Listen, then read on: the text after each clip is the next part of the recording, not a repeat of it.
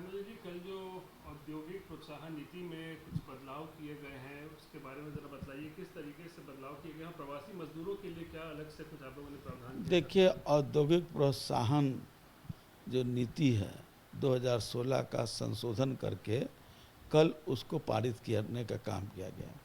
और ये औद्योगिक प्रोत्साहन नीति जो है, ये जहाँ कामगारों के हित के लिए भी है, जो हमारे बाहर के, जो हमारे बिहार के लोग जो बाहर रहते थे, जो आए हैं, बिहार में जो इंडस्ट्री है उनके भी हित में है। और जो बिहार के बाहर के लोग आना चाहते हैं या वो लोग अपना प्रपोजल भी दिए हैं, तो उनके भी हित में, यानी कि बिहार के बाहर के हित में, बिहार के अंदर के हित में, और जो हमारा जो स्किल्ड लेबर, अनस्किल्ड लेबर जो हैं, उनके हित में है।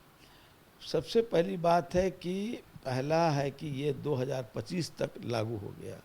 पहले 2021 में ख़त्म हो रहा था, 2025 में तक ये चलेगा। दूसरा है कि जो बाहर के इंडस्ट्री आएंगे उनको जो ट्रांसपोर्टेशन कॉस्ट होगा, जो अपना सामान लाएंगे, मशीनरी लाएंगे, उनके ट्रांसपोर्टेशन कॉस्ट का 80%, और जो सामान बना करके भी बाहर व्यापार के लिए ले जाएंगे उसका भी 80% हम प्रतिपूर्ति करने का काम करेंगे उनके प्रोडक्शन के बाद।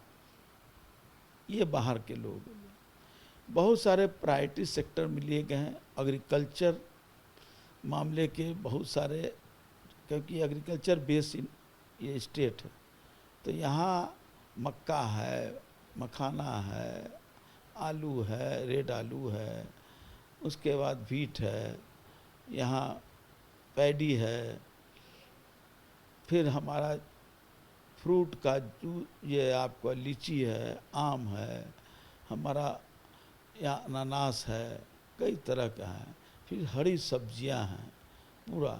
तो इसके लिए भी इसको प्रायोरिटी सेक्टर में लिया गया है, फूड प्रोसेसिंग के। और फिर फॉरेस्ट के, जैसे आपका माननीय मुख्यमंत्री जी का हरियाली मिशन जो चला, हरियाली मिशन में हमारे किसानों ने सबसे ज़्यादा पॉपुलर का पेड़ लगाया। और भी तो उससे आधारित उद्योगों को भी हम लोगों ने प्रायोरिटी में रखा, चाहे वो फर्नीचर का हो, चाहे वो हमारा चिनार का हो, चाहे वो हमारा टिम्बर का हो, चाहे हमारा पॉपुलर युक्त हार्डवेयर का हो, हार्डबोर्ड का हो, इन सब चीज़ को भी हम लोगों ने प्रायोरिटी पर लिया है। यानी कि जो किसान है उनके भी लाभ, और जो उद्यमी है उनके भी लाभ, और जो कामगार है उनको भी लाभ। तीसरा चीज़ कहा गया कि कोई भी इंडस्ट्री को पहले 20% हमारे कामगार को, जो बिहार के हैं, उनको रखना आवश्यक होगा कम से कम 1 साल तक, तभी उनको औद्योगिक प्रोत्साहन नीति का लाभ मिल पाएगा। सबसे बड़ी बात यह है जो उसमें कहा गया है कि जो इंडस्ट्री आ रहे हैं, निर्माण करेंगे, तो बिहार के जो अन्य कार्यालयों में जिसकी आपूर्ति होती है और वो सेल परचेज करते हैं, तो उनको टेंडर के द्वारा बाहर के भी लोग आ जाते हैं।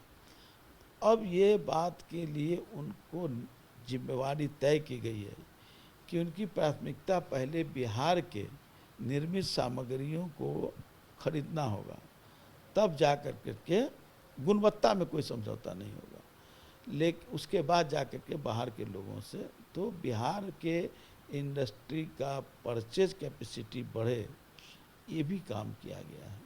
श्यामल जी, ये जो आप बता रहे थे 20% जो बिहार के कामगारों को उनको रखना होगा, जो उद्योग लगाते हैं, तो ये सिर्फ बिहार के कामगार होंगे या जो प्रवासी मजदूर हैं वो होंगे? देखिए, प्रवासी तो यहाँ कहाँ कहा जाता है, जो बाहर से आए हैं उन्हीं लोग के लिए है, उनको 20%। उसके अलावा हम लोगों ने 2 योजना भी बनाई है। एक है जो आप देख रहे होंगे हर जिला में प्रारंभ हो गया, जिला कामगार सलाह केंद्र।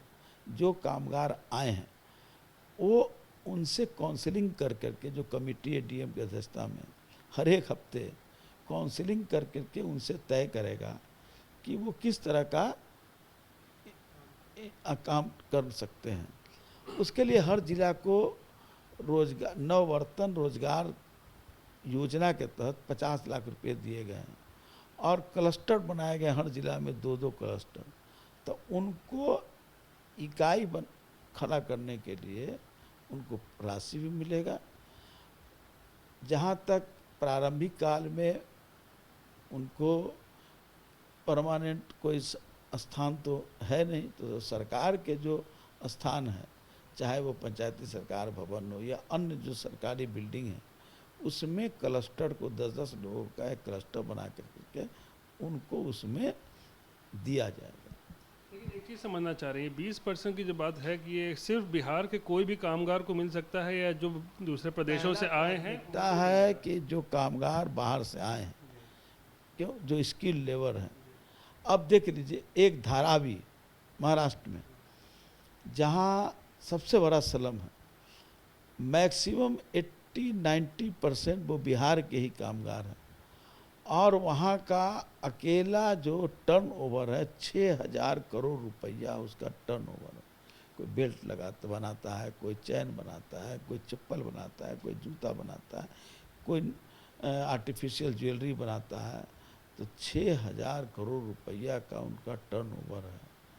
तो इस तरह के वो कामगार तो अब छोड़ करके आ गए हैं, तो उनके पास हुनर है। सबसे बड़ी चीज़ है कि बिहार में आपके पास रॉ मटेरियल है फूड प्रोसेसिंग का, आपको पहले ही नाम बता दिया। स्किल लेबर आ गए, वो स्किल लेबर हैं हमारे पास। और हमारी जो ज़मीन है, अभी शुगर केन का जो मिल का हम लोगों ने 2,484 एकड़ ज़मीन लिए हैं, तो लगभग 3,000 एकड़ ज़मीन हमारे पास। तो ये सारी संपदा हमारे पास है जो अपने आप में एक ऐतिहासिक है। तो लोग आ भी रहे हैं। हमने खुद 24 लोगों को पत्र लिखा था, उसे 5-6 लोगों ने उसको स्वीकार किया है और आ रहे हैं। आ कर के उन लोगों ने, 1-2 लोगों ने ज़मीन का भी निरीक्षण किया है, जो बाहर के जो इंडस्ट्री हैं। तो इस सब चीज़ें प्रक्रिया में स्टार्ट है। निश्चित रूप से हम आश्वस्त हैं कि बाहर के भी आएंगे, हमारे कामगार भी इकाई लगाएंगे और हमारे इंडस्ट्री के लोग जो यहाँ हैं, जो काम कर रहे हैं, उनको भी अब परचेज के लिए या सेल के लिए उनको मोहताज नहीं होना पड़ेगा। उनकी प्राथमिकता पहले सरकार के अन्य विभागों के द्वारा दी जाएगी।